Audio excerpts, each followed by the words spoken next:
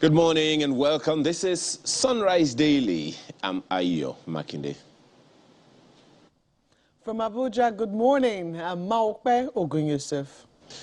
All right.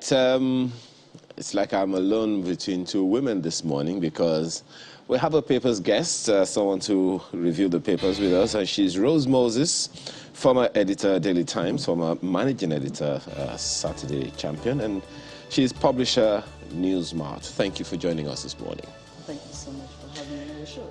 Well, one of the things that I always, think about a little every time we have the privilege of guests such as yourself is, what are the things that go on in the minds of an editor when you determine what makes the headlines? Nothing really, but it depends on what is happening, what's the story for the day and all that. So you have your reporters checking them out, and whatever comes in, that's what you're going to work with. Well, I don't know what went on in the mind of the editor of New Telegraph that determined what's on the front page this morning.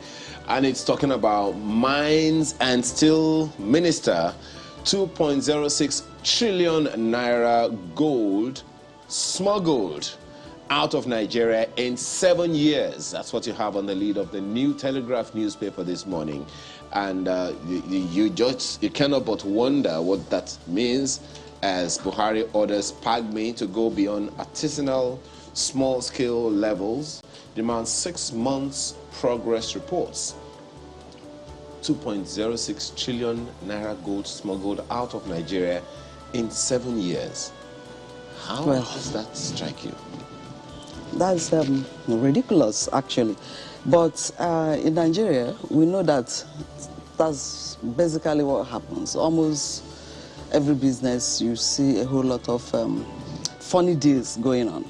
Of course, that will not be the normal thing to do, and you know how much that would have been if how much it would have served the nation if that money was properly channeled. That's if the smugglers didn't take that out. But of course, this is Nigeria, and things like that, we keep hearing about such things. The same thing with the oil sector, whereby all these bunkers and all that make more money, even more than the government. But it's good that the president is asking for, he's trying to ask them to look into the mining and the mineral sector. And we hope that it's not just going to be that directive and then it ends there. We just hope that the federal government follows up on it and see that the revenue comes to the right place. Well, sometimes, as you said, well, we hope, right? Yeah. We hear the instruction, and after that, you just wonder, okay, so what's going to happen next? But looking at it, you said, of course, that it's not something that should happen, but could this have been prevented? Of course, if the management of that sector is doing what they're supposed to be doing, it could, but you might not say that you totally stop it because, these things happen in every society, but then it's the leadership. What kind of leadership do you have in that sector? Who is monitoring it and all that? Once you have the people trying to monitor what is going on, probably they could arrest most of those things, but to say that they might stop it completely, I'm not sure. Oh dear.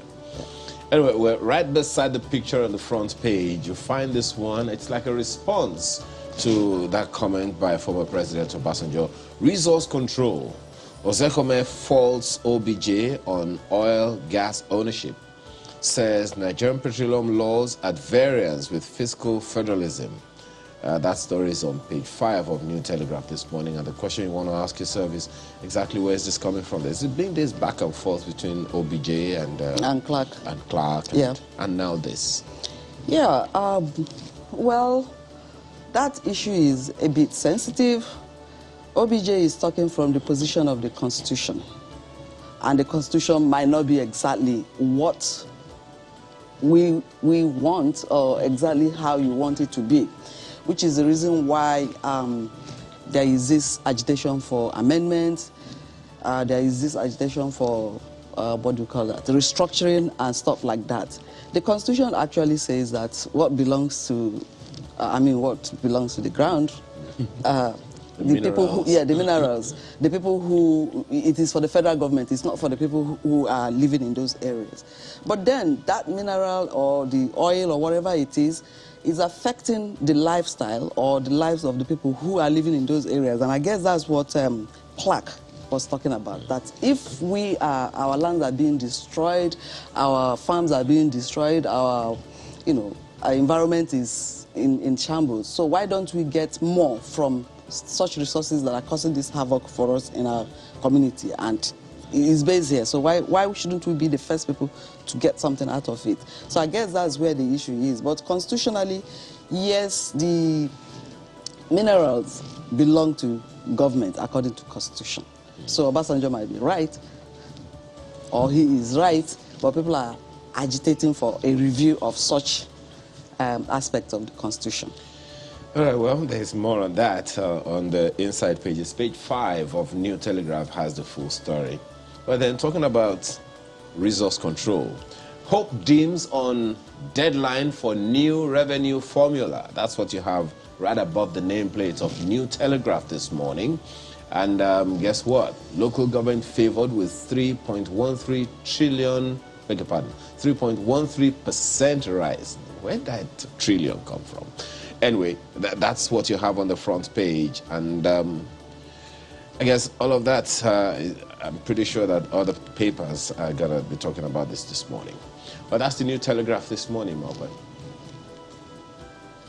Well, let's take a look at what the Vanguard has on its front page. And you see right here, jibes, chairs as Masari bids to arm citizens for self-defense.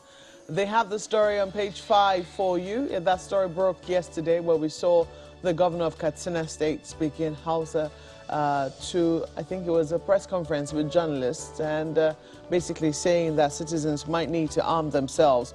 But that's what the Vanguard newspapers is leading with, and they have a number of riders to that story, reactions more or less. Nigeria is suffering a leadership vacuum. That's from Northern Elders. Masari's arms for self-defense indicates failed governance. That's MBF, Middle Belt Forum. Remarks unfortunate, exposes paucity of deep thinking. That's from Afeni Ferry. Governance of confusion now complete, says Ohaneze.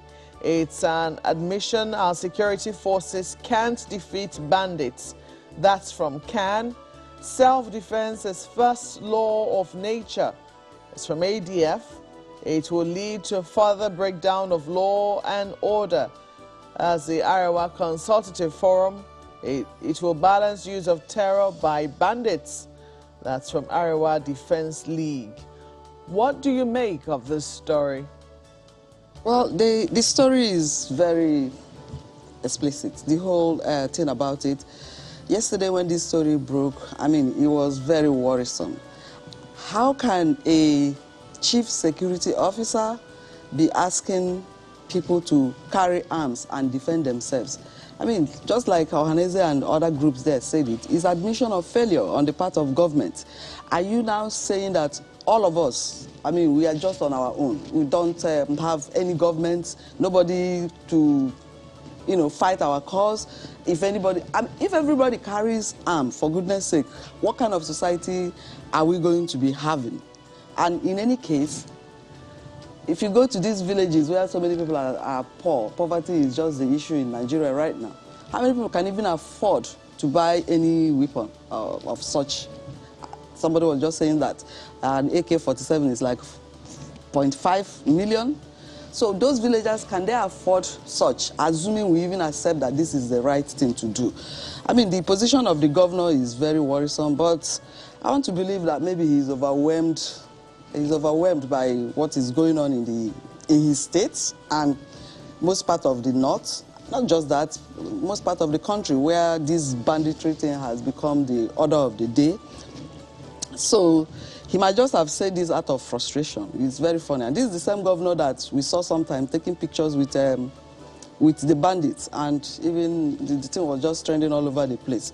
So it gives a very wrong impression of the kind of leadership we have. If you ask me, I don't think a governor should be saying that kind of a thing, because he's throwing back the whole thing to the people. And telling us that we don't even have security agencies to take care of our problems. That's just my take on that.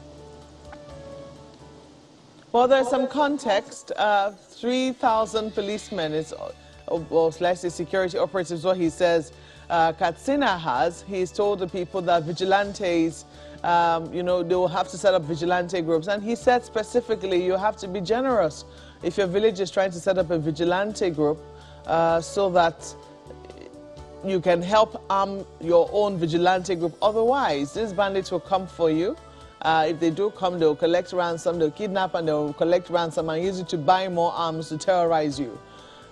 Isn't this already speaking to the fact that we need to be thinking beyond what we currently have? The current arrangements we have are not working, and that we need to localize provision of security, since people in rural areas are still losing their lives on a daily basis.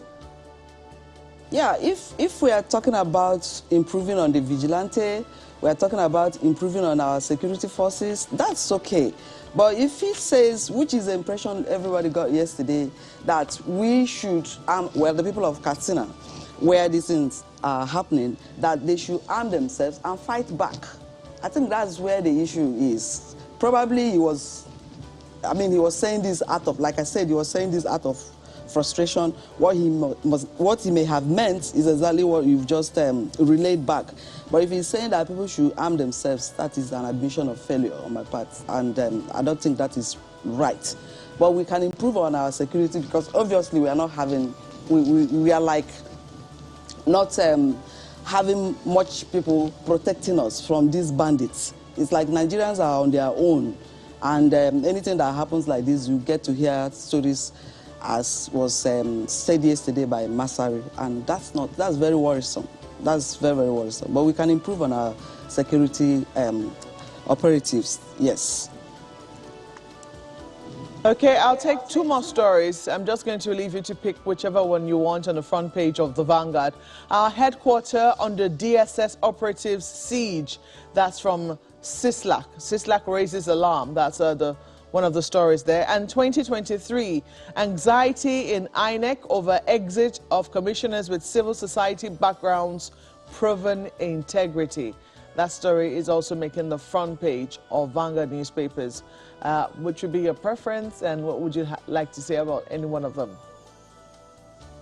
The issue of the DSS, I mean, we've had a problem whereby security agencies just act with impunity. You don't lay siege on people's office. If there is any problem or issue that you have to tackle, I think the right thing to do is to invite the people, go through the due process. You just don't have to barge in on people's rights and say that you're carrying out your own duties. Those people also have rights, and that's not fair on any of them. So I don't think it's right for the DSS to go to any place and lay siege. There is a proper way to address whatever issue that you have with a particular organization or anything. Let's leave it there for the Vanguard newspapers. Ayo. Thank you, Marquette. The Guardian newspaper is next this morning, and that tradition is on. The Man of the Year tradition.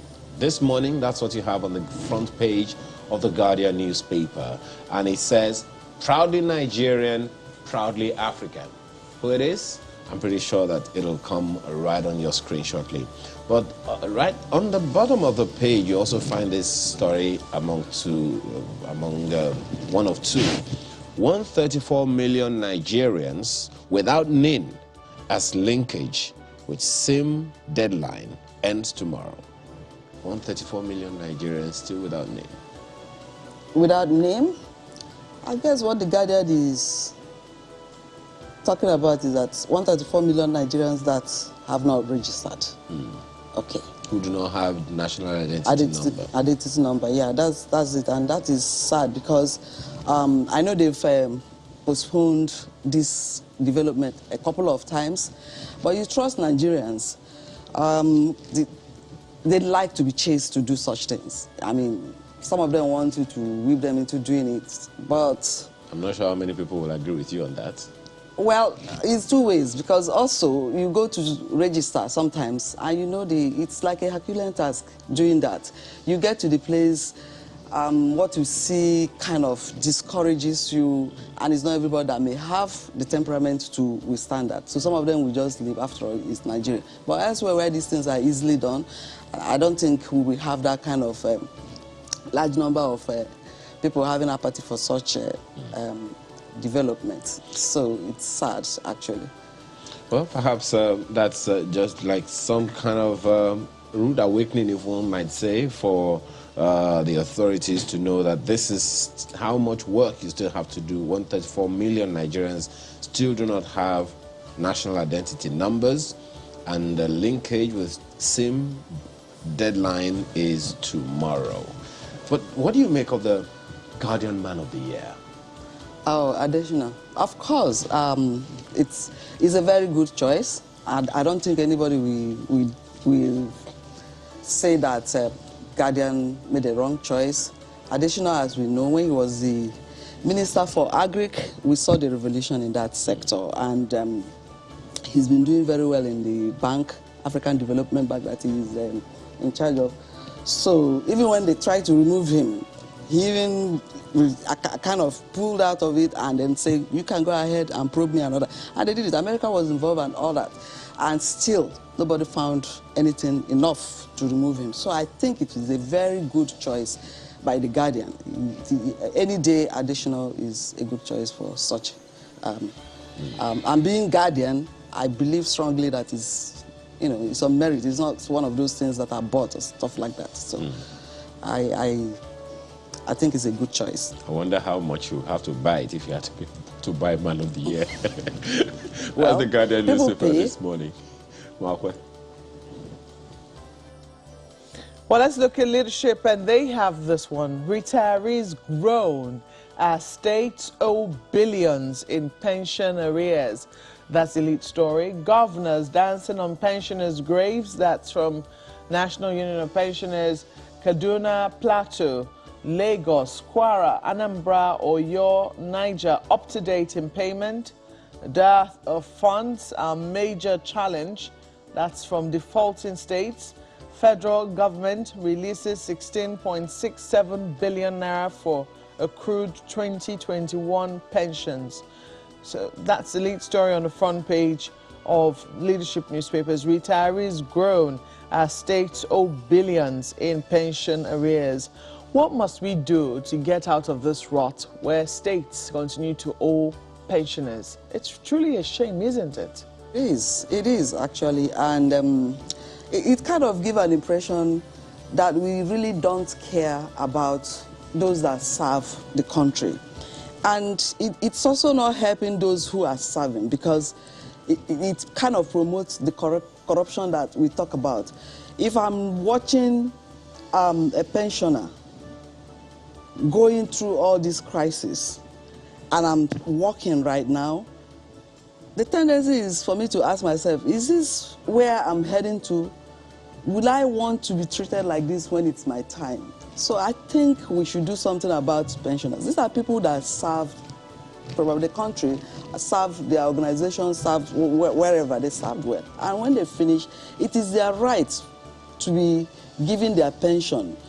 Most times you see all these veterans queued up. I mean, some they even invite them to Abuja. Somebody maybe from my village, you invite an old man to go to Abuja and spend how many days? He may not have anybody there. He may not even have enough money to keep himself. And they keep collapsing and stuff like that. It's not even painting a good picture for the country. And it is kind of man's inhumanity against man, actually. And government has enough money, because those who are in government, they're spending a whole lot of money on themselves. So I don't think it is right for you to deprive people who have worked all their life, their pension. We should try to be human. We should try to do something about it and get these things off. I don't think it's a big deal. I don't think it is so difficult for government to pay off people who have served. Well, let's leave it there for leadership newspapers. They have a number of other stories which I'll quickly run through, highlight a few of them. Garba Shehu recovers from COVID-19 is on the front page. Looking at this 2022 budget, federal government must focus on power agriculture to grow economy. That's from experts. And more tributes for Desmond Tutu and memorial service. Indeed, the plans to kick off his final the journey to his final resting place has begun in South Africa, and definitely the papers are also following up for you on how that is going. Let's leave it there for leadership newspapers. Nigerian Tribune has this one on its front page. Manufacturers run to Buhari over forex, electricity, tax rate. That's what you have on the front page of the Nigerian Tribune. The story is on page 6. President assures on improved supply for importation. Nigeria's foreign reserve dips by $59.892 million. That's the lead of the Nigerian Tribune this morning. What do you make of that? The fact that the manufacturers literally have to ask for help from the president. Yeah, when our local producers, industrialists are allowed to, wear out, you find exactly what we are going through. There is lack of job. These guys provide jobs. So anything you should do to encourage them to be in the system should be done. And it is, well, heartwarming that the president promised that he's going to do everything possible for them to gain access to foreign exchange so that they can import some of their products that are not locally made. Because the state of our economy is bad. We consume more what comes from outside. Most of those things we can produce here, but because the environment is not very conducive for these manufacturers to work, most of the companies are being, they're allowed to die. Between, probably since, so many companies have gone out of existence. Let me just leave it at that. Because of poor economical decisions, poor policies, poor economic policies, and stuff like that. And we shouldn't let that be, because it is the local producers that actually sustain the economy to a large extent. So we should try as much as possible to enable them, give them a conducive environment to operate, which is this tax thing. You have to also try to give them some tax reliefs and access to the foreign exchange, which they will have to use to, and we know how much a dollar is now to the naira. That's quite, it's killing for most industries, and that is why most of them are also not doing well. We have to do anything that we can to bring them back on stage. So many other stories that will catch your fancy. Nigeria won't take expired vaccines again. That's according to NAFDAC DG. And then there's this one. Rich men who have access to weapons and drugs behind insecurity in Nigeria. That's ascribed to former CSO to General Abacha. That's Al Mustafa. Stories on page 2 of the He should know better. Oh, really? Because he knows about arms. Well, that story is on page 2 of the Nigerian Tribune this morning. Well, I guess that's much of the papers we can take. But let me see if we can quickly sneak in the Daily Independent newspaper. And it's talking about something that's a little not very, very pleasant. Daily Independent this morning has agri experts foresee increased hunger in 2022. It's not good news, is it? It's not, and it's something that, I mean, it's really, it's, you know it. The level of insecurity in the country, like in those areas where they produce this, the banditry and other kind of a thing, they don't allow most farmers access to their farms.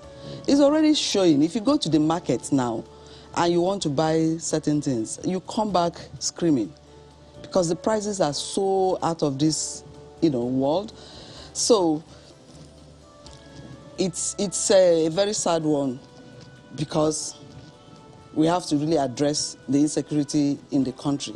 Once we do that, I think it will also help the farmers and give them enough access to their farms so that they can produce enough for us.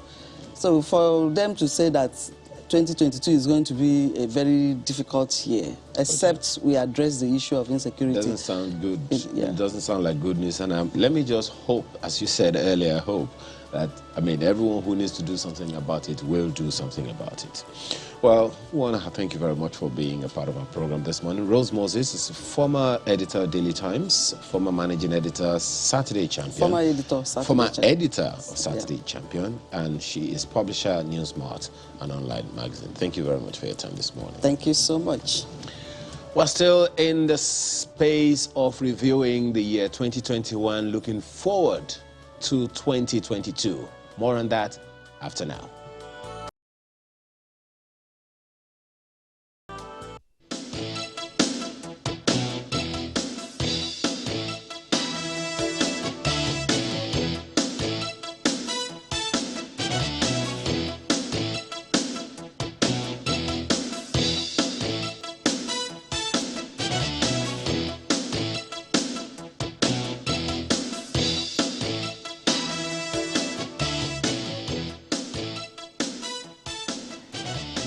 Our correspondent, Benga Asher, trying to distill in about 5 minutes the events of the political world in Nigeria that transpired in the year 2021. Well, we have one of the actors here, at least someone who benefited from some of the actions that went on in the political sphere in 2021. Right here in our Abuja studios is Mr. Debo Ologunagba, who is the National Publicity Secretary of the People's Democratic Party. You're welcome to Sunrise Daily this morning. Good morning. Thank you for having me, Malcolm. A pretty eventful year it's been for you and your party, you'd say? Yeah, absolutely. Indeed. Absolutely. Well, we'll come to you shortly. I will be posing questions, but you're not going to be alone on this conversation. We also have in our Lagos studios Professor Olajumoke Yakob Haliso, who is the Dean, School of Social Sciences at Babcock University, a lecturer of political science in Babcock University, and also visiting professor, Rappaport Center for Human Rights and Justice in Austin. Madam, you're welcome to Sunrise Daily this morning. Thank you very much for having me. It's my pleasure.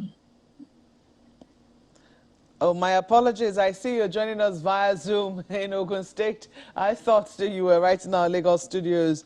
Well, you're welcome to the program nonetheless. I'm sure you have been watching the year 2021 with very keen interest and, wondering what's going to happen in 2022, especially with the Electoral Act still hanging in the balance somewhat.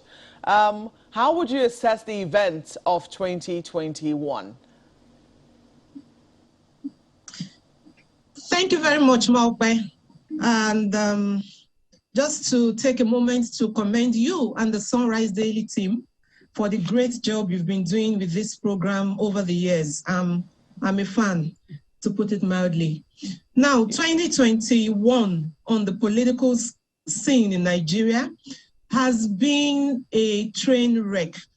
One would find it really difficult to pinpoint any positive news to celebrate. It has been a year of great uncertainty. It has been a year of great confusion. The political landscape is perhaps even less clear at the end of 2021 than at the beginning of it, so to speak, because as the report that was shown earlier repeats or reminds us, there are so many unsettled challenges for our country, many of which are not new, have persisted over time. And I think the second thing about 2021 politically is that we have not learned from the past and we have not prepared for the future. So for me, those are the two things that stand out. If I wanted to summarize in a few words, the experience politically in 2021 this year. There is almost no good news. Leadership has not gotten better. Security has worsened. Political parties are still largely in disarray. There is uncertainty about the upcoming elections. And by this time, normally we should know how those elections will be conducted, both the off-season elections in 2022 and the general elections in 2023. As it is, we still have no clue what is going to happen because the electoral bill has not been concluded. And of course, politicians are still busy pursuing their personal interests at the expense of these Nigerian citizens and at the expense of Nigerian democracy. Cross-carpeting continues, and we expect much more in the year to come. We know that the fact that the two major parties are currently experiencing challenges means that there will also be, in the coming year, a lot of what we may call ungodly coalitions and ungodly ungodly linkages between these politicians.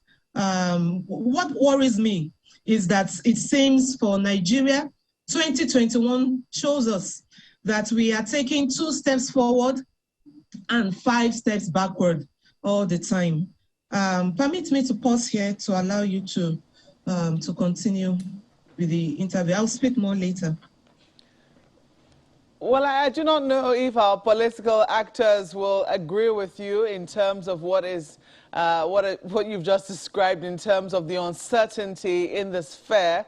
But some people will say that perhaps one of the parties seems to have faced the issues which it had within its own party, for instance, the PDP. And I'm using that as an instance because the PDP publicity secretary is here and perhaps they'll have that as a defense.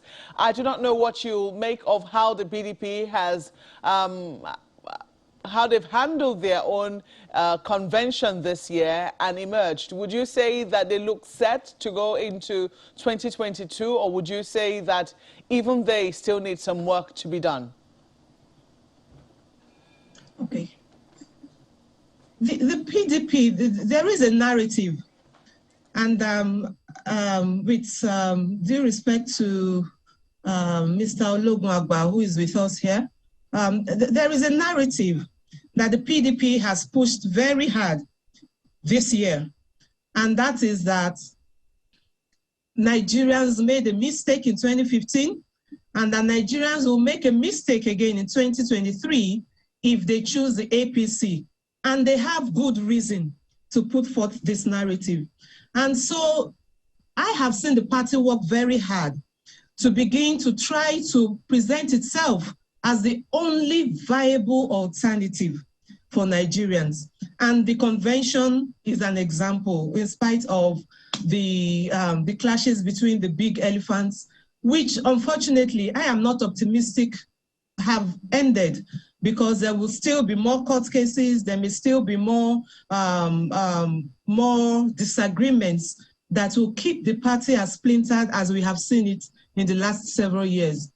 So I am not very optimistic that the convention has settled the major issues in the party, some of which are, again, about who has access to the honeypots, who has access to be able to share the accoutrements of office, to share the, to have patronage to dispense for whatever purposes.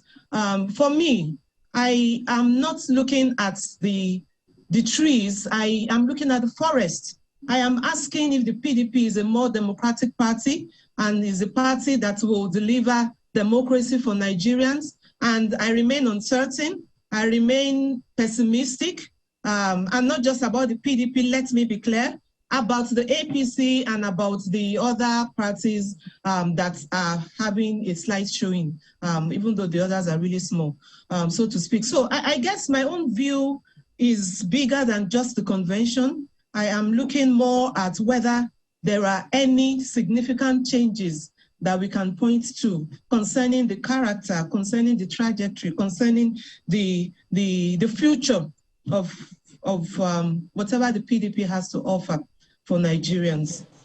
Well, I'm pretty sure that Mr. Logmagba will have a word or two to say about that. I'll throw it back at my colleague in Abuja to take him on. But, Madam, in terms of the choices, the decisions that have come to play, both from the ruling party, the APC, and the supposed leading opposition party, the PDP, how effectively would you say that politics has been played to the advantage of governance in 2021?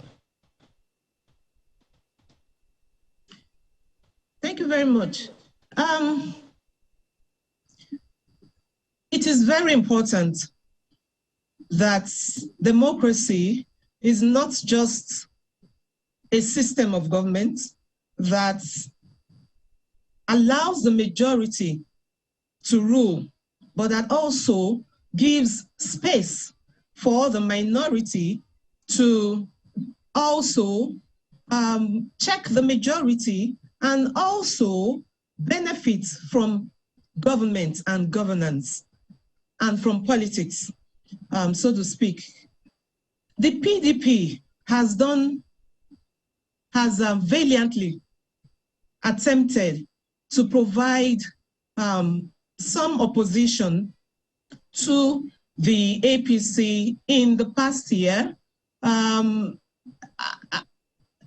Opposition to the extent that the PDP has often come up with, would I say, a system of opposition that has focused significantly on press statements and press releases and press conferences that states their position, their opposing position on several actions of government, condemning government's actions and inactions, as the case may be, especially in terms of security challenges rising daily and on so many other fronts, so to speak. To that extent, yes, the PDP has been more visible this year than perhaps the past year.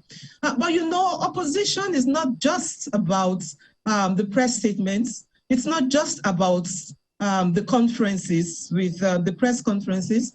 It is also that the opposition to government has a credible program to present to Nigerians that is significantly different and perhaps better than that of the ruling party. Again, I have to say that from my own critical standpoint, and I am non-partisan, I do not identify with any of these parties. And what I do is analyze politics along with my students. From this standpoint, the PDP has a lot yet to do. Nigerians do not just want a lamentation opposition, which unfortunately the APC was also very good at before they got into power. So we have seen that before, and we do not want that again. We want an opposition that presents itself, both in terms of the platform and programs, and in terms of the credibility of its interlocutors, the credibility of its flag bearers, the credibility of its party leadership, and presents that package to Nigerians for as an option for the future. I am not sure we are seeing that yet. And that's why I had to say that there's still a lot to be done. Opposition cannot just be reactive. It also has to be proactive.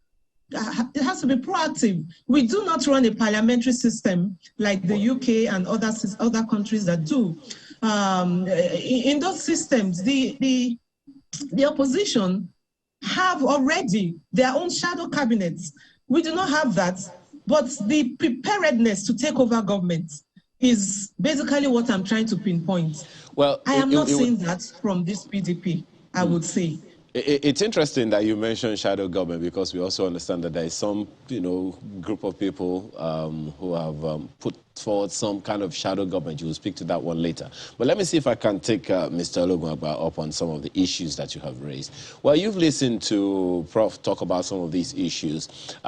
Just to quickly mention that we are still expecting a member of the APC to join us in this conversation. We're hoping that that will happen pretty soon. But in the meantime, Mr. Ologunagba, there are those who worry that politics has not really been played to the advantage of Nigerians as significantly as it ought to be. So the question then would be, from your own standpoint, what are the things that people may not know in the play of politics that would help them to understand what politicians have to do or go through?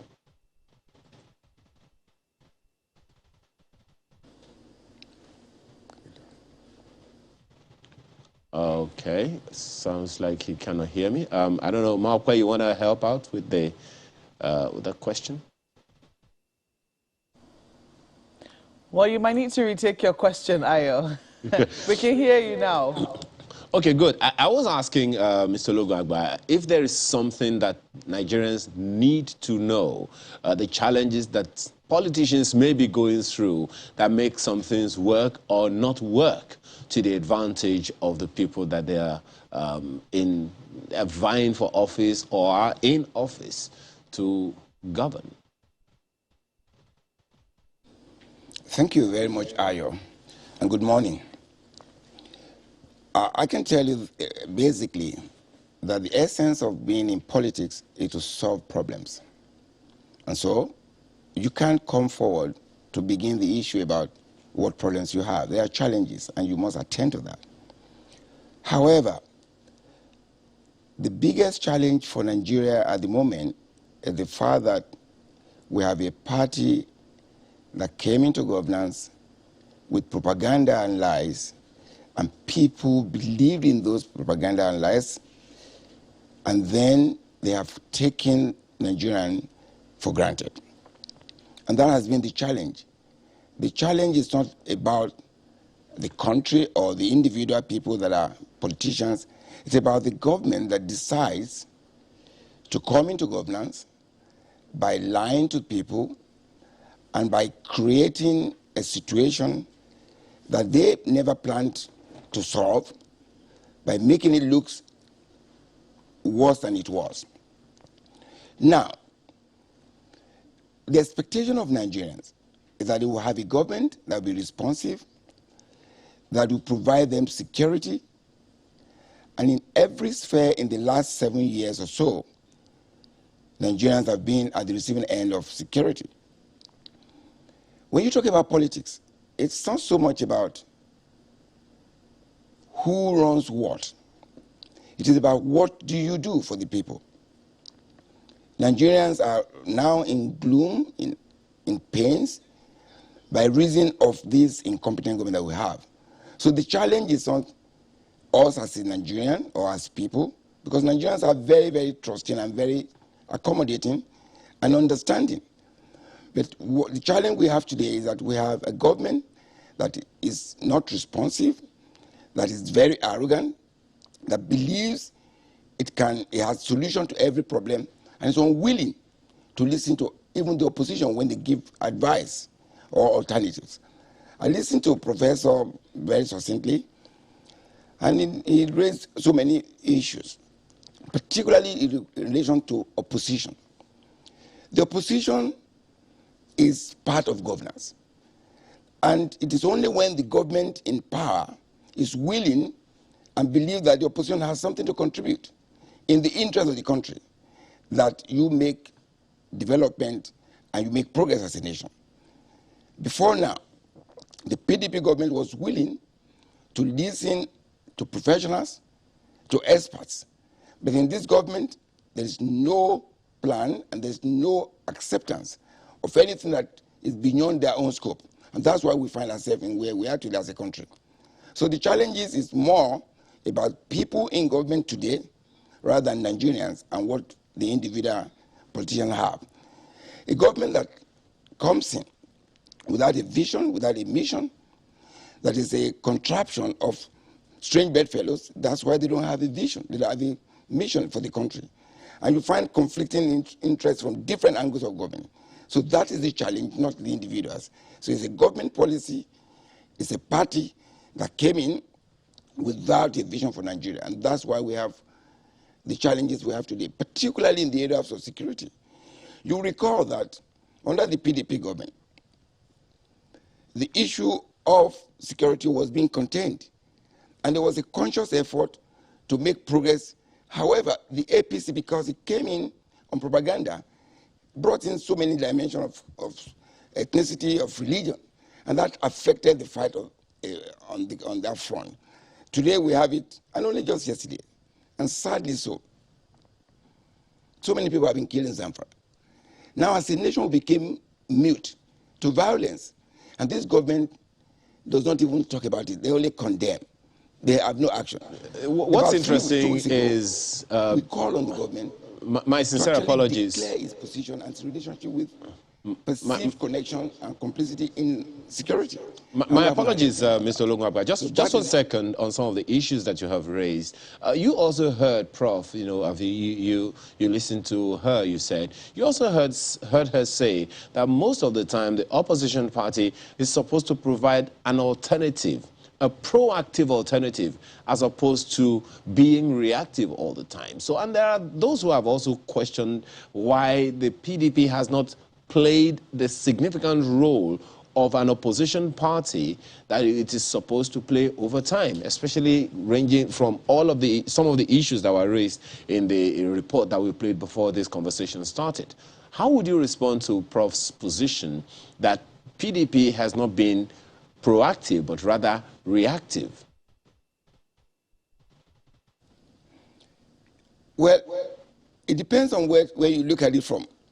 I referenced earlier when I mentioned the fact that for you to have a government that believes in the people, it must believe in opposition. And opposition is to provide alternatives. But the government must be willing and be receptive to those views.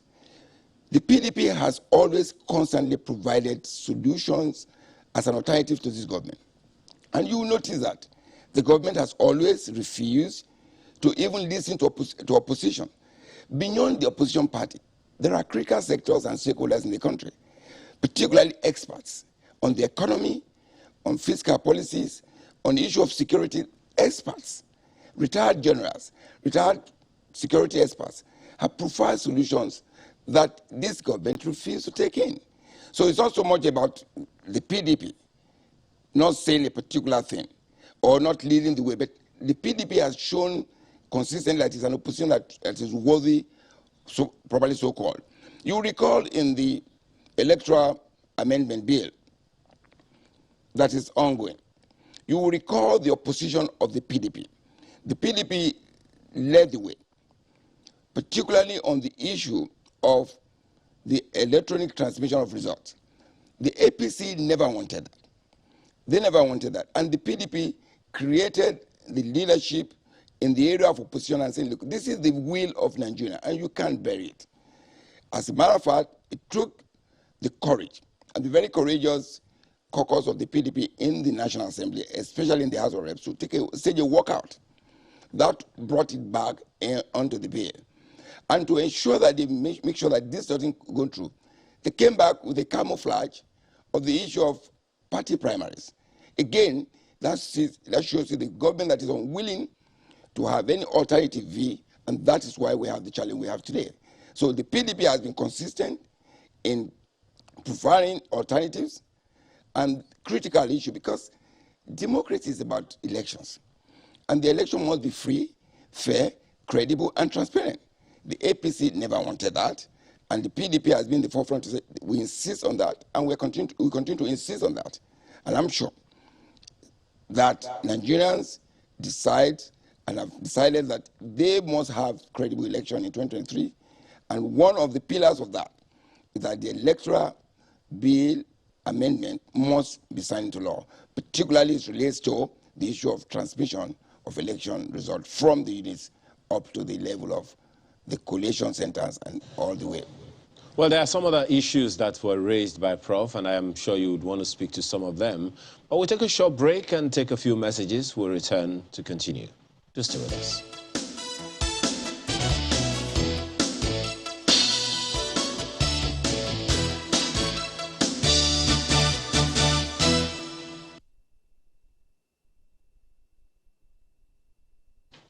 Well, thanks for staying with us. We still have with us Professor Olajumoke Yacob Haliso, who is Dean School of Social Sciences, Babcock University, as well as a visiting professor, Rappaport Center for Human Rights and Justice in Austin, and member Nigeria Elections Working Group between 2016 and 2019.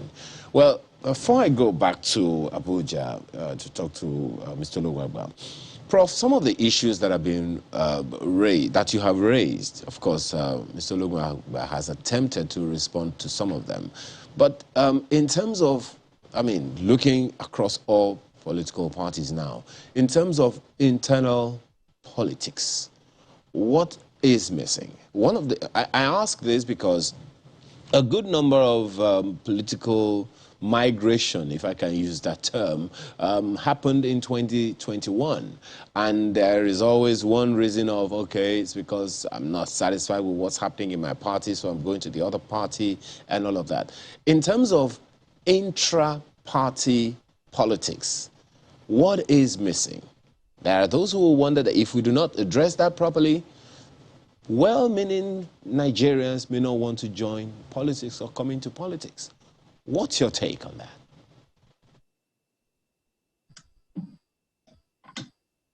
Thank you. On internal party democracy, because that's what we're talking about now.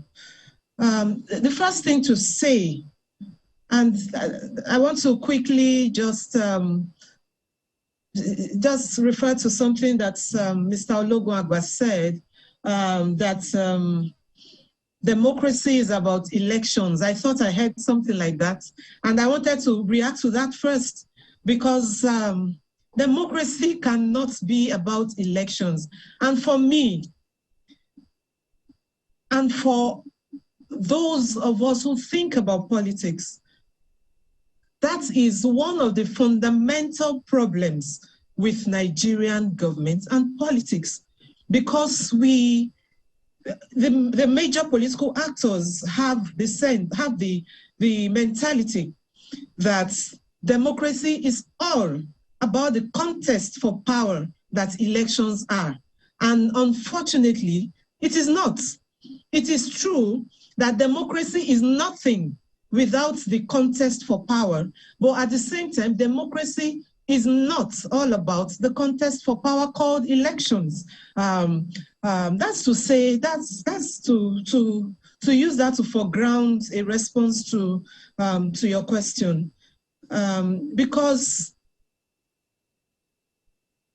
elections are necessary for democracy, but they are not sufficient. For there to be an actual working democracy, you need other reference, an open society, freedom of expression, the freedom of association, the freedom of thought, conscience, and religion. In fact, just all the freedoms that are guaranteed, or rather expected to be guaranteed by the Nigerian Constitution, and much more than that, that government is delivering services in a transparent and accountable manner. Democracy is nothing if not what happens between elections. And so, unfortunately, our democracy has been reduced to just the activities of political parties. And that's the tragedy, if I may call it, of Nigerian elections. So we spend the years between elections preparing only for elections, and then we do not do governance.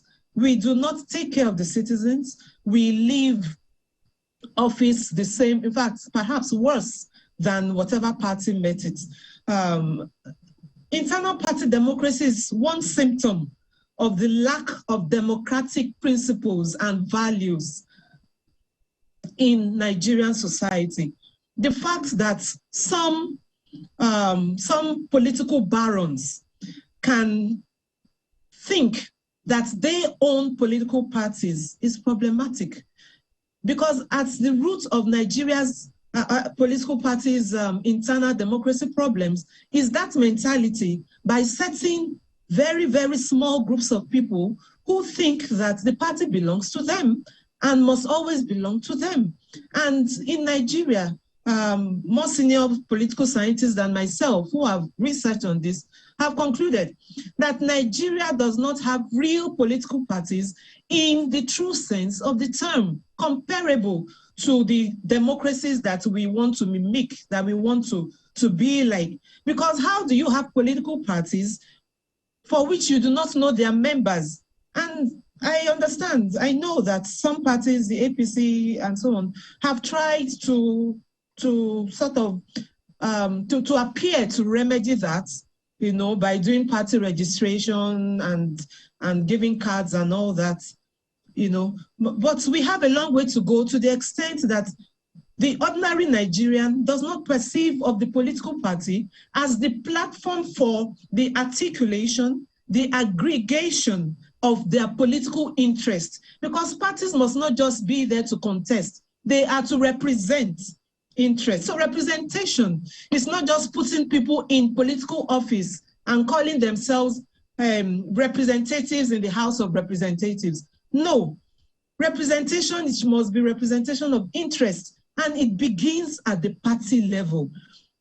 Unfortunately, as I said, many of our parties are beholden to certain big wigs, defined politically, defined financially, defined historically, whatever the case may be. And unfortunately, you would see that through the years, since 1999, and we can go further, as Nigeria has increasingly attempted to improve the electoral process, especially since 2011, these political parties, rather than expanding democracy, which is their function or the expected function in a normal democracy, these political parties work actively to reduce democratic space, beginning with their own parties.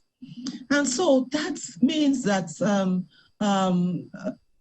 I understand too, that was one of the concerns of the various activists, groups, and others who lobbied to impute a provision on INEC moderating primary elections in the electoral bill, because we understand that until something happens internally within parties, nothing good is going to come out of those parties. So I understand those arguments, but I am, again, pessimistic, because what political parties in Nigeria have shown us is that as you devise, as you innovate, as you seek to amend the laws, the guidelines, and the conduct of elections, the more you do that, the more the parties get smarter, in quotes, and subvert the good intentions behind the many many proposals for improving the process. So the challenge is not really to tell parties to begin to be more open about their processes of candidate selection, or to be more open about who gets the support of who, or to be more open about the entire process of how funds are gathered and disbursed and allocated for various parts.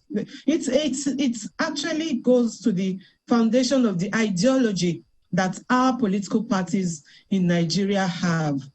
In many ways, the party system needs a restructuring, the same way that the political system itself needs restructuring, until those ideas change, that some people own the party, that ordinary citizens cannot really have a say in the party, and that politicians will fight to the death to kill the positive products of any let us party. Have the political there will be no actors internal waiting democracy to see if they agree with you. Well, I don't know. Let's start. Let me come to you now. We've just been joined by Mr. Andrew Abu, who is a member of the APC.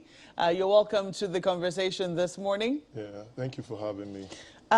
You've listened there to Professor Jacob Haliso. She is a professor of political science, and it would seem that, you know, from her studies of what democracy ought to be and what we have in Nigeria, what we've practiced since 1999, there seems to be a deviation. You cannot wait to come into the conversation, but in just a moment, I'll come to you.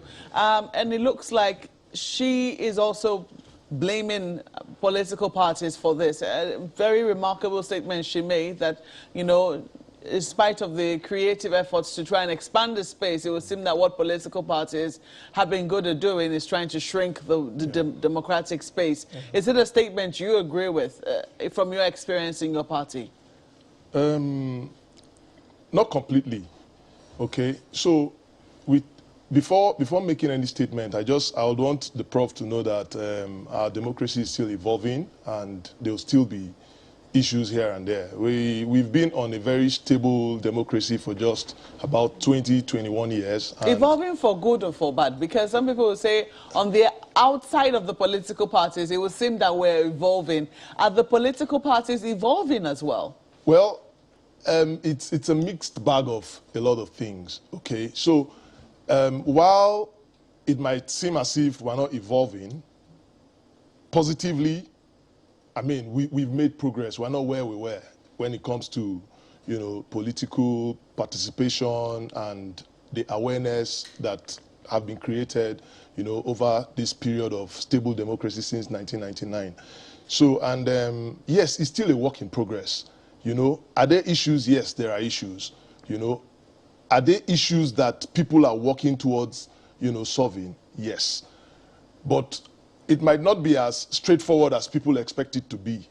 Like you know, I saw her, you know, talking about actors in the political space, you know, hijacking things and all of that. Unfortunately, we have political parties where members of political parties don't even pay dues. So you just have certain people, from governors to maybe ministers in some cases, that take over these processes because they are the ones that fund the political parties.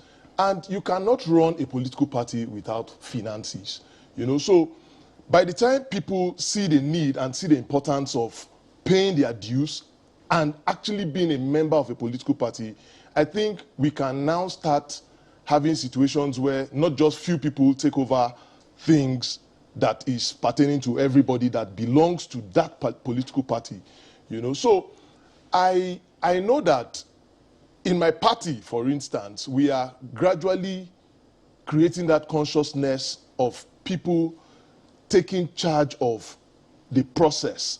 Now, taking charge of the process means you have to be involved in everything that has to do with APC, ranging from paying your dues and participating in all the party activities, and also having that sense of belonging, you know, because like it or not, as it stands today, I agree to some extent with what she's saying about political parties trying to, you know, maybe subvert some of the electoral processes and amendments and all of that. But, you know, it can never be watertight, you know, but it's still a work in progress. And I know that the way things are going, people are getting more aware and more conscious of a lot of things, and it's going to always continue to be different and get more difficult for people to just twist the processes. Is that awareness going on within parties? Is that, I mean, we were seeing this big controversy over direct primaries, which has now been included into the Electoral Act Amendment Bill, which the President has declined assent to. Yeah. But some people will say that that's just a surface, that even that it was no remedy in the first instance. Part of the argument was that it was going to deepen democracy, at least within political parties. Yeah. But then people now remember that, oh, in Anambra just recently, the process that threw up the candidates was through direct primaries, and the figures which he allegedly got in the primaries, he couldn't even muster in the general election. Yeah. So there are questions as to whether it is about what methods we choose, or are sincerity to truly approach these methods with some honesty and integrity. What are your thoughts on that? So like I said earlier, it's a mixed bag of a whole lot of things. But the people who are involved or who want to be part of political process must make conscious effort to ensure that that process is one that everybody accepts. Unfortunately, there is no process in internal democracy that can be watertight. There will always be a way for people to beat it in one way or the other, you know. But so right now, let me ask, what's your preference? As a member of the APC, what would be your preference if your party were to conduct primaries today? Okay, so I'll go with direct primaries. I'll go with direct primaries, and the reason is simple. Direct primaries is a process, a process that allows and enables every political member, card-carrying member of a political party to participate. So what it means is that it is easy for you to just gather a few number of delegates and give them certain pecs, and they will just run with a candidate that is not the choice of the general, you know, people in the political party. So, but it is more difficult for you to start trying to bribe everybody or give everybody something, you know, when the process involves everybody that is a card-carrying member. But you know that as the parties are structured today, it's going to be very difficult to carry out a process of direct primaries. Well, with the conversations and the discussions that they've been having with INEC, it is still going to be the same political parties. I mean, we've had situations of direct primaries. You know, even when democracy started in 1999, it was option A4, you know, for primaries and a whole lot of things. So it has always been there, and all we just need to do is to find a way around these things. We can do it, you know, and there is no process that cannot be flawed. There is absolutely no process that cannot be flawed. But I would still always stick to direct primaries because it is a more democratically inclined process when it comes to primary elections in political parties. Well, our conversation somewhat has now moved to assessing our democracy, because some people say ideally that is what politics should be about. How the process of government which we practice brings its dividends and impacts the lives of the people which it's set to govern. Correct. For a number of people now, I mean, in fact, speaking with the INEC director on voter education a few days ago, he was saying that the difficulty, the biggest challenge they have in getting the people to come out to participate in elections now is interest. It would seem that people are getting disinterested in the processes that throws up their leaders. And some people will say that oftentimes that comes up because people are unable to make the link between what is happening politically and their experience, their daily experience in life. And that's a problem, because if people are losing that connection and not seeing it, if for them politics is on one side and the people are on one side, then it will seem that our politics is failing. The question is, how do we begin to bring this connection back again and let our people know that the politicians are here for them and they ought to be accountable to them? Thank you very much. I think this is very, very important in the conversation about how do we develop this democracy. We need to step back a little bit and go back to 1999. Yeah, I want to reference particularly the issue about the apathy in terms of voters turnout. And it's from your reporting, the Anambra experience was abysmal in terms of voters turnout. Now, Anambra might not be typical. No, it might not be typical because we know that there are a number of issues around that as well. That was the last election, so Indeed. it will be a basis for reference. But you need to go back to 1999 and look at the trajectory in terms of statistics. With the comeback of democracy, there was excitement. So a lot of people turned out, and voters were getting interested. Under the President Obasanjo's regime of the PDP, if you look at the statistics, the interest in participation was high. And then it went up to 2015. From 2015, if you look at the statistics, began to calm down. And what can be responsible for this? Number one, there was a disconnect between the government, the APC government, that lied its way into government, and then failed all along. And then people could say, wait a minute. No, sorry, they said this to us. Mr. Ologunagba, sorry to interrupt you. I have to interrupt you, and I have to interrupt you for good reason. In 2015 was when the APC eventually got into office. Isn't that correct? I was making a point. I understand that you're making a point, but let me quickly look at the basis of the point which you're making. Correct. Because if you were to look at the figures of 2015, yes.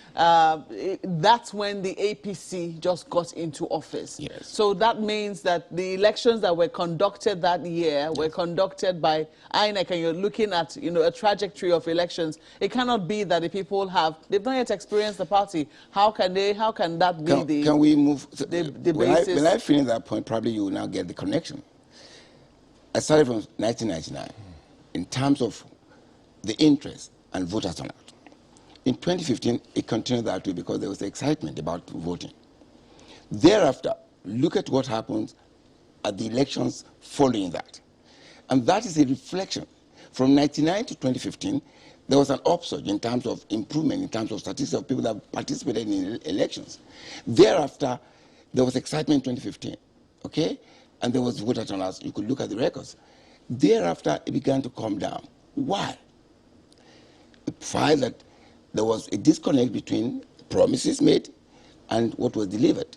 And so that tells you where we are in terms of voter turnout. And when you reference the fact that the INEC official in charge of voter education is complaining about the fact that they have concerns about voter turnout, when there are promises made and they are not kept, it disconnects people, and they say, why am I into this? Now, that's the point that I'm trying to connect. Yeah, that is true. But then, should we also forget the fact that INEC increasingly has been trying to clean up its processes? We know that the voter register before now was in a terrible state. Yes. We know that politicians always find ways to inflate figures, but that somehow, since about 2011, there's been a drastic drop in terms of the number of people whom we see come out for, at least from the numbers that INEC reports, not from what journalists, because as far as journalists are seeing when they go out with their cameras, it would seem that the queues are long and the people still look interested in the processes. But it would seem that the figures which we eventually see at the end of the day, in relation to the number of registered voters, there are huge questions as to what is happening in that situation.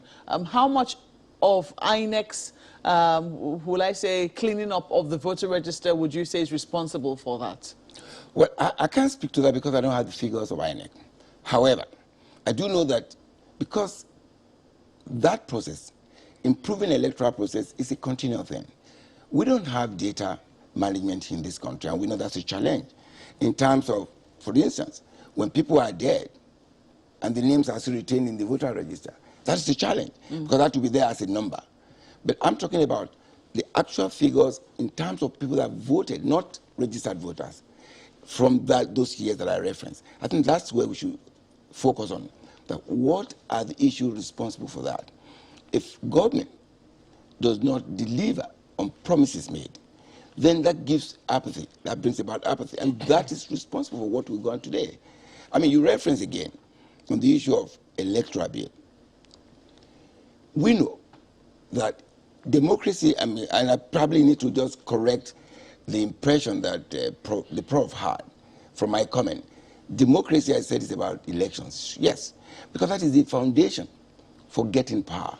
It is when you get into power that you can begin to implement policies and begin to deepen the areas of democracy that requires, for instance, freedom of expression, freedom of association, and that takes us back to the electoral bill amendment. Now, just before you go with the electoral act, let me quickly throw this. I know that Ayo has a question for you. Well, thank you, Mark. I just wanted to ask our guests, all of our guests, this one question. Well, let me begin with Prof, and if we can make it as brief as possible. In there was a statement that the governor of Edo State made recently, Governor Obaseki, saying that the politics of 1999 has expired. 5-6-year-old of 1999, they are now giving birth, and they are the ones that are supposed to come into politics now. I'm asking now, from your own standpoint, analysis and all, and to the politicians who are also on the platform, how do we begin to engage youths, more youths, who are in the largest numbers in Nigeria, to get into the political space actively?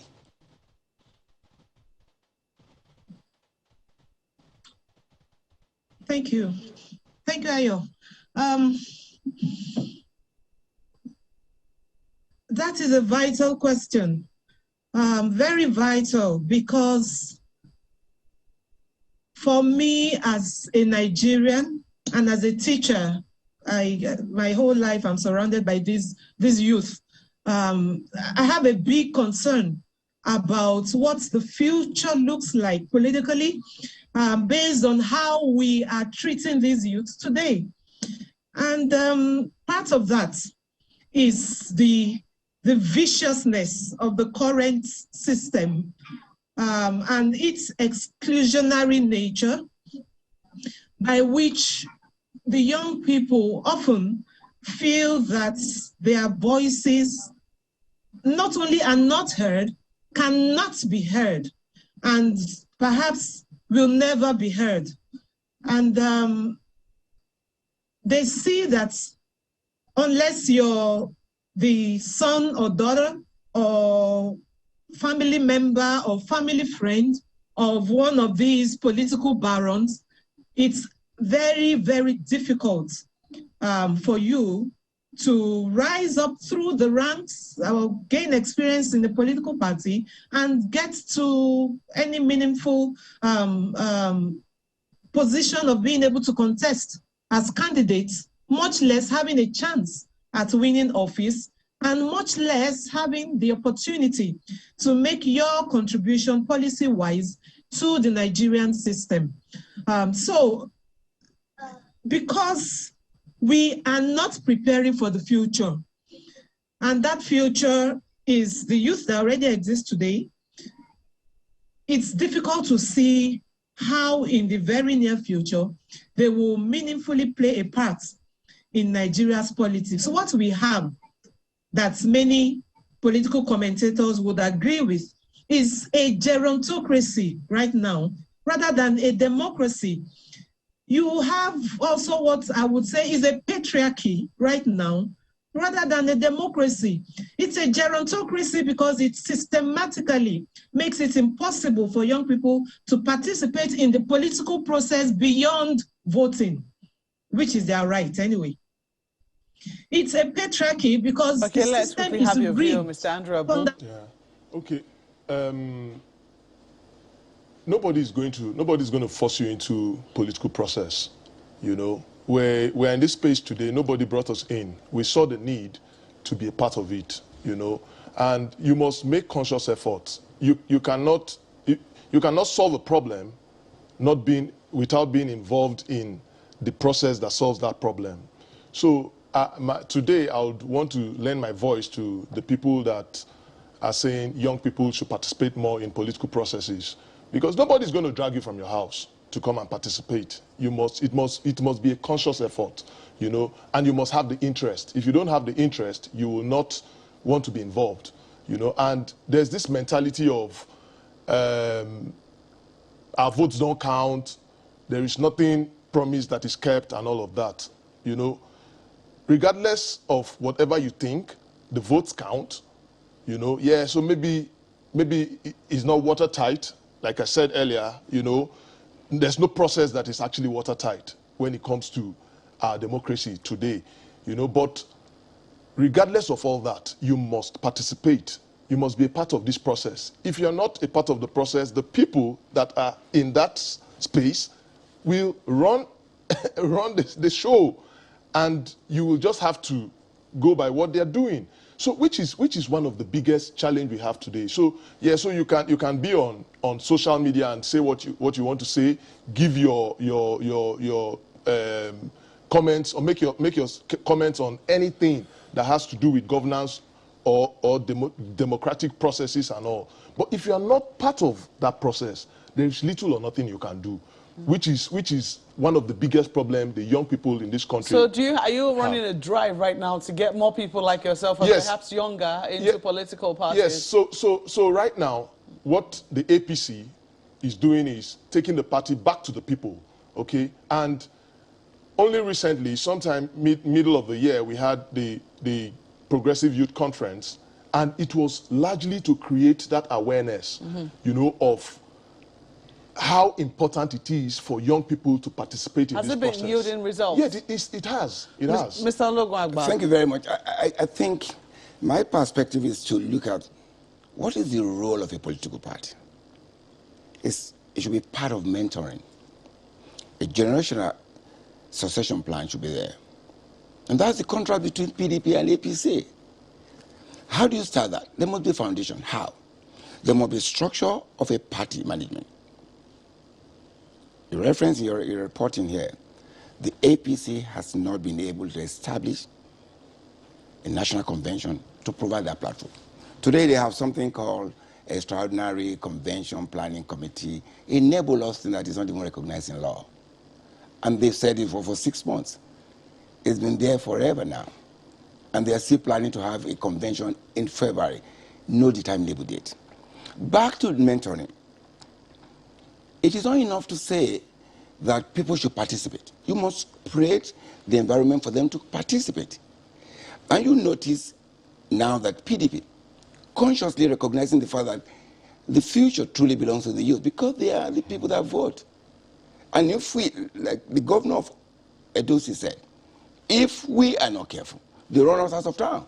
And how do we do that? Engage them, encourage them, put them in this space. And you notice that PDP made a very critical statement by electing a 25-year-old as the youth leader. He has a table, he has a seat at the highest decision-making body of the party. That sends a signal to the youth that, yes, this party is looking at us. They believe in us. This is one of us. He speaks our language.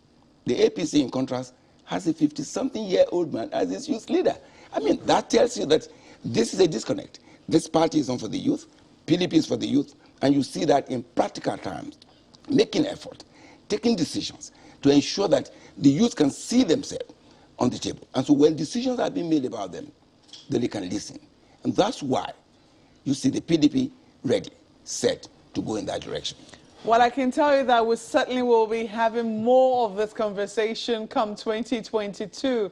It is the year, after all, preceding 2023, which is the year of the general elections. And we have been told that democracy is more than elections. Well, we have to thank our guest this morning, Professor Olajumoke Yacob Haliso, is the Dean of Social Sciences at Babcock University. She is a visiting professor at Rappaport Center for Human Rights and Justice at the University of Texas in Austin. Also a member Nigerian Elections Working Group from 2016 to 2019. Prof, thank you so much for sharing your wealth of knowledge with us this morning. We've also been speaking with Mr. Debo Ologwagba, who is the National Publicity Secretary of the People's Democratic Party, and Mr. Andrew Abu also joined us. He's a member of the All Progressives Congress. Gentlemen, thank you for coming on Sunrise Daily this morning. We take a break at this point. Nigeria has just got a new coach.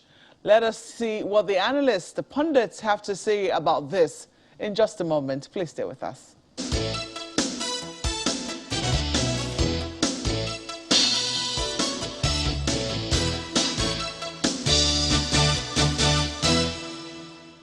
We don't have to make mistakes, and that's why we interface with the ministry on every level. On every level. On every level, you know. So, and if you have, I also spoke with, you know, Hassan is our technical director in FIFA. We had an interface, I had an interface personally with him on some of these coaches. And of course, Mourinho I mean, these are two of the best coaches in the world. And we also interface with some. I'm not going to tell you that we didn't talk to Mourinho. We spoke to Mourinho. Even the minister spoke with Mourinho. You know, so. And there's nothing wrong about that because he is equally as concerned the way we are. So, and there's no. We want to. If you can say that our last coach for 5 years, it was just for 5 years plus, because we don't want to be going back and forth. So we didn't want to make any mistake. We want to make sure we dot all the I's, you know, and everything will come in a near perfect situation. If the coach will give us the Nations Cup, the coach will be drafted immediately. So I'm not going to tell you that so what's the essence of employing? If our technical committee, they survey their report, and the executive committee say yes, and we are ready. So what are we waiting for? You know me, I don't know how to observe what? What are they observing? It's coming here to work, and it's coming here to work immediately. Or in touch with all of them. And when I was talking to one of them yesterday, he's using, I was just impressed, using the WeScout, scouting all our players. He was telling me about things I don't even know about our players. He was telling me things that I don't even know. The strength of each player. It was new to me and quite impressive. From Ndidi to Balogun to the strength of each player.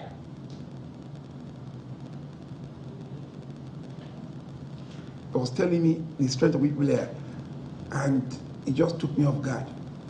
So it's not, we're not just going to experiment. You can't experiment with Nigeria. Why can't we win the Nations Cup? We have the youngest and most enterprising team right now.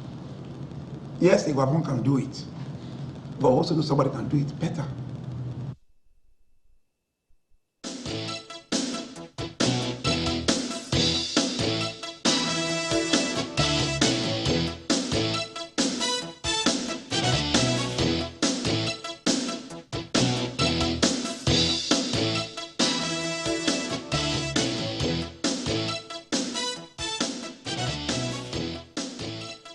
Well, it's no longer news that Nigeria now has a new head coach.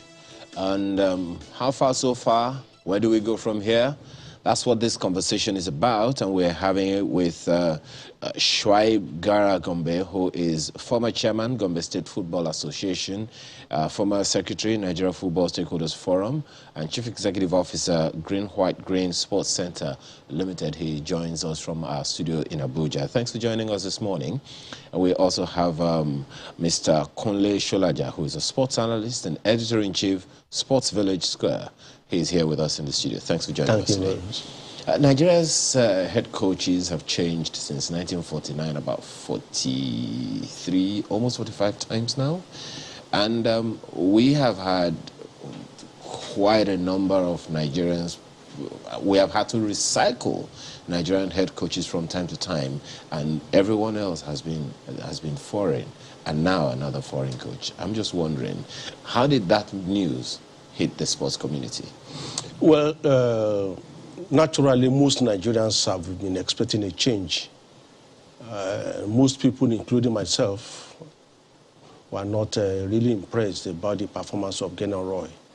All we just hear from him from time to time is that, oh, I have the youngest team. I have the youngest team. So are you saying that that team was programmed never to grow, and he has the longest tenure, either single or cumulative?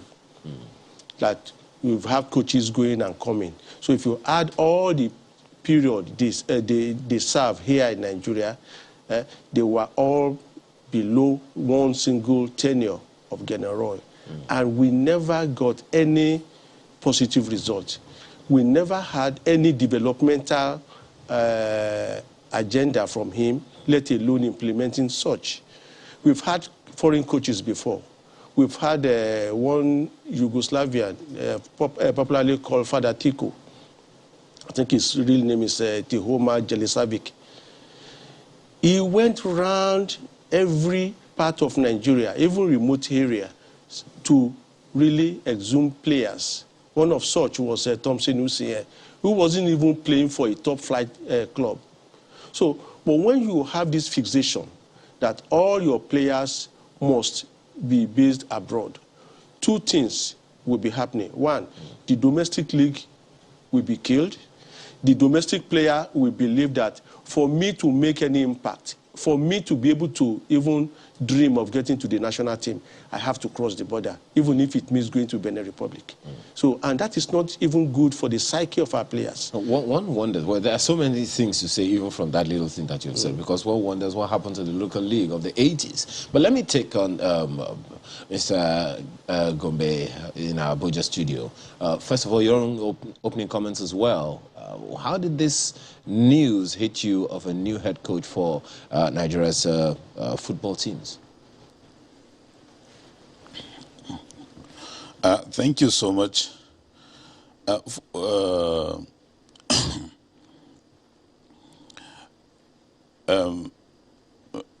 can you hear me? Yes, we can hear you. Please go ahead. Yes. Yes. Yeah. Thank you so much for this opportunity to air my view on this. For me, there is nothing hysteric about the appointment of the new coach. Neither there is anything hysteric too. It's unfortunate that we found ourselves in the same cycle, coming back to where we were. First and foremost, I had my good friend Kule there talking something very sensible, where he talked about the kind of coaches that have passed through Nigerian football. First and foremost, the administrators or managers of our football never had a developmental program. That has been the #1 problem. We never had a developmental program. And that is why we go and look for foreign coaches, and now we are even looking for foreign players. Because a country that in 1985 won the first maiden edition of FIFA Under-17 World Cup, that is 36 years ago. Today, we are struggling to even qualify for World Cup. Something is wrong somewhere. That means we never had a program. We never have development. All the NFA does is to appoint coaches for competitions, not for development. When you appoint a coach and you tell him, qualify me for this, qualify us for that, and that is the end of it. When he does not meet that expectations, you sack him. And that is where we find ourselves in this situation. But if you appoint a coach for development, he gives you a program over a period of time. You can imagine when they brought Sunday Olise, they said they have brought Pep Guardiola of Africa. That Sunday Olise is going to give us a 5-year development program. They took him to stock exchange. They used him as a model and said that he himself confessed that he's going to give us, Nigeria will play a scientific football. Where was Sunday Olise's program? When he left, Le Shuabu Amadou was still there as technical director of NFA. He also had a program, 5 years program. He never had the chance to do it because that was not what the NFA wanted. We had a very successful coach in this country, Clemens Westerhoff. He came in over the period of 5 years. Kenero had 6 years. Westerhoff, in 5 years, he gave us the most entertaining team in the world. How did Westerhoff achieve that? Westerhoff had been to Calabar to watch Calabar Rovers, and that's where he got Finidi George. He has been to Maiduguri to watch El Kenemi. That's where he got Barnabas Imenga. He went to Mina to watch Niger Tornadoes. That's where he got Tijani Babangida. He went to Boko to watch BCC Lions. That's where he got Moses Paco. He went to Kano. He watched Kano Pillars. That's where he got Nasiru Jibril. He went to Kaduna. He watched Renchas. That's where he got Daniel Amokachi, Tajidin Oyekami, and the rest of it. Now, when you look at this, that was why in the first year, he went to Algiers. He never promised us the Nations Cup in Algeria. Our first match was 4-1. We ended up playing the finals with Algeria. He went back 4 years after, following his program, because he has been going to every nook and canary of this country, discovering players. And he built a team. He went to Tunisia, got the Nations Cup, qualifiers for the World Cup. He went to USA 94 and produced the most entertaining team in the world. Now, with all this, it was the remnants of the successes of the Westerhoff era that his assistant, Bonfrey Joe, took over, and he went to Atlanta 96 and gave Africa the first gold medal in football. Now, with all this, when you look at it, then you come back to those managing our football. You find out that they never had a program. We'll come to there that was a time they introduced... My apologies, yes. Mr. Gombe. You've raised a very, very valid point in that, talking about a developmental plan. Mr. Sholaja, that would probably be a question, that a number of people will be asking. And he said, you heard him say, that if all the NFF is interested in is appointing a foreign coach and giving the guy a task of win a competition for me or I sack you, what's your take on that? We do need a development plan, wouldn't you say? Of course. What we do here in Nigeria is probably football promotion, not football development. Promotion in the sense that we just want to use football to hype ourselves, not necessary to use to make Nigeria a model football nation. If you mention Brazil, the first thing that comes to your mind is football. If you mention Germany in sports, you think of football. But when you mention Nigeria, even in Africa, football may not be the first thing that will strike you, especially since the eras of very big stars in the country have expired. In those days, when you introduce yourself abroad, oh, I'm from Nigeria, the first, oh, Okocha, a canoe. But now, if you say you are a Nigerian abroad, which player would somebody mention? But what happened, Mr. Shola? Yeah. My apologies. Let me drive this home, and maybe if I succeed in provoking you, we would remember the Lekon Baloguns of this world, the Lekon Salamis of this world, and so many other, Thunder Balogun and the rest of them. Those ones were driven by passion. Yes, my point here being, we had a trajectory, especially in football in this country. We had a trajectory of successes, so to speak, of big names. Lekon Salami, Thunder Balogun, up until the 80s, the Segun Adegbamis, the Kunle Awesus, the Samuel Ojabodes, the Best Ogedegbes, and the rivalry between the Rangers International and ICC shooting stars of those days. And then the Leventis, the Abiola Babes, and we had a trajectory. Yeah, that was a product of having a good technical department and having a good coach that was given specific role, not just that, oh, handle our national team. Help us find the stars wherever they could be. If it means going to the moon, go there. That's why I mentioned some players who never featured in major clubs like Rangers, Shooting Stars. You talk about somebody like Godwin Odie.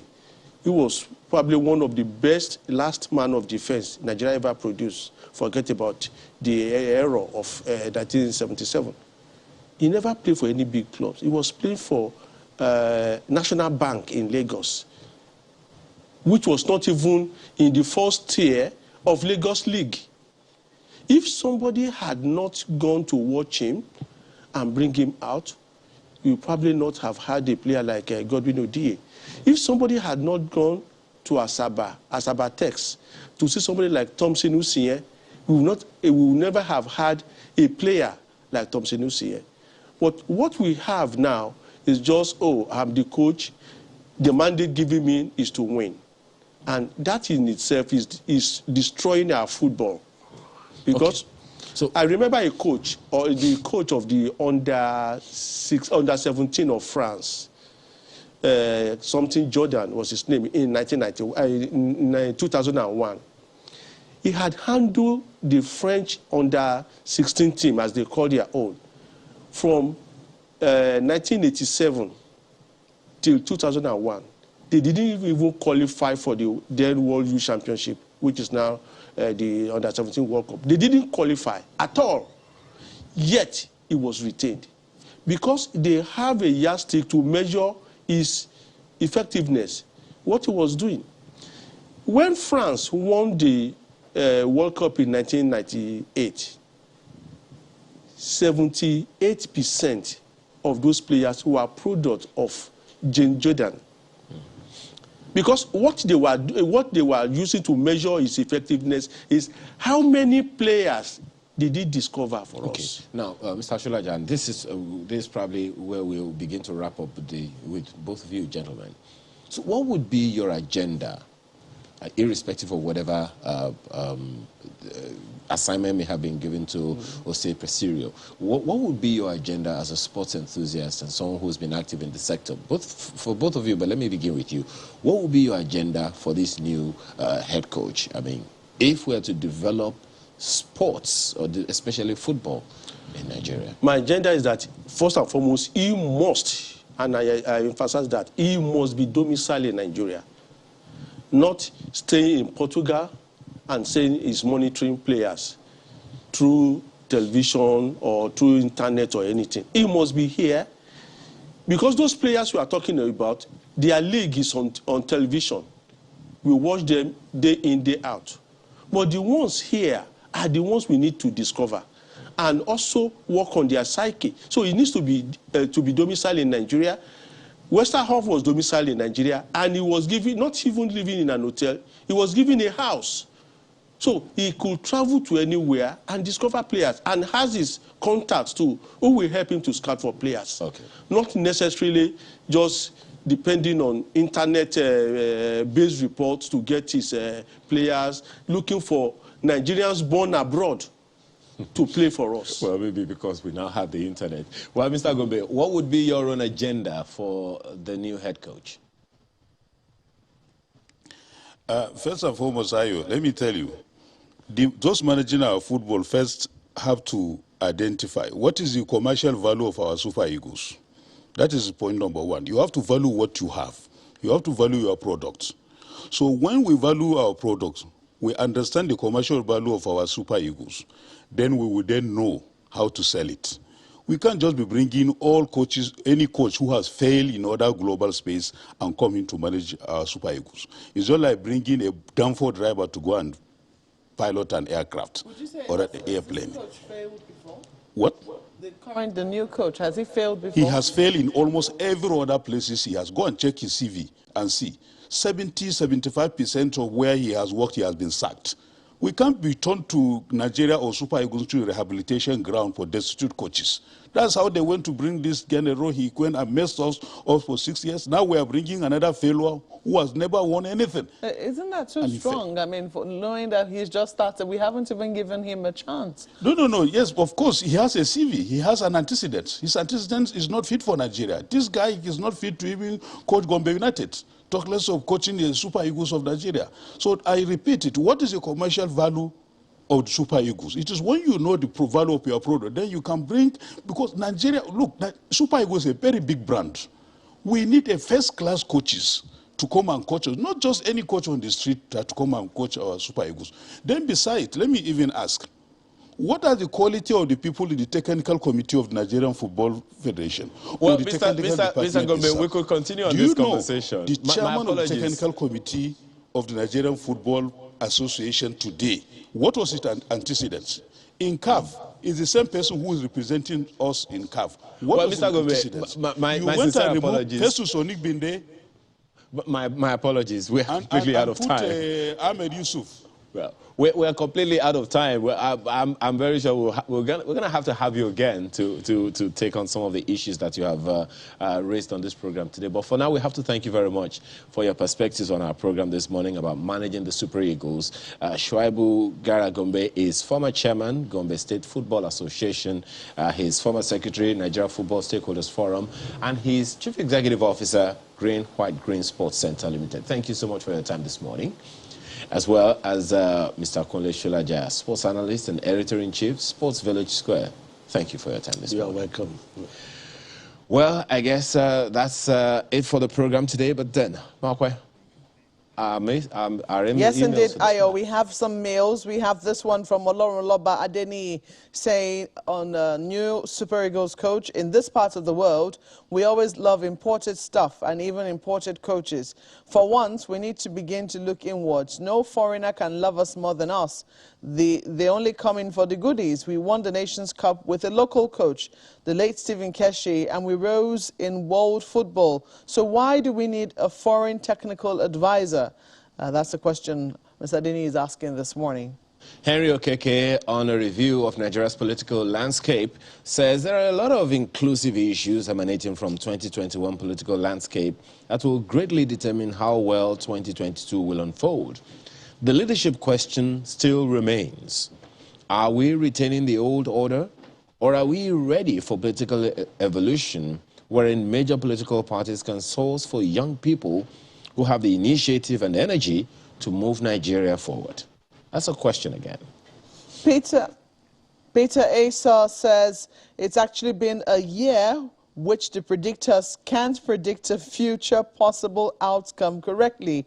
But what I think Nigerians need to know is that we have 6 geopolitical zones and we carve out our presidential aspirants from this pot, and not whether it's a Muslim or Christian candidate. Let me also share this expo here. If any political party fields in a southeast stroke north candidate, they should win it easily. Well, that's his own predictions. And this one about involvement of youths in politics, that's from Emmy Scott.